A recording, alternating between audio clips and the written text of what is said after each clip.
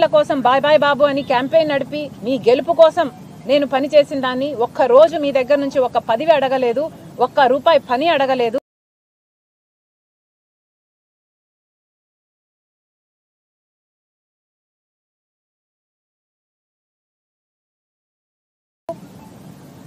నన్ను పట్టుకొని నానా రకాలుగా దూషించి ఆఖరికి నేను రాజశేఖర రెడ్డి బిడ్డనే కాదు అని విజయమ్మను కూడా అవమానించేంత స్థాయికి మీరు దిగజారారు.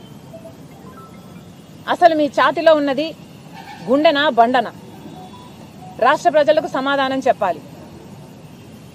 మీకు మనసు, మానవత్వం వీటి గురించి ఏమైనా తెలుసా? ఇవి ఉన్నాయని కూడా మీకు తెలుసా లేదా? జగన్మోహన్ రెడ్డి గారు సమాధానం చెప్పాలి. మేమైతే న్యాయం కోసం నిలబడ్డాం, ధర్మం కోసం కొట్లాడుతున్నాం. వివేకానంద రెడ్డి గారి ఆత్మ శాంతించాలని, న్యాయం జరగాలని ఈరోజు రాజశేఖర రెడ్డి బిడ్డ పోటీ చేస్తుంది.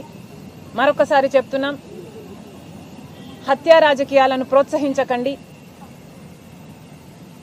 హత్యా రాజకీయాలు అంతం కావాలి.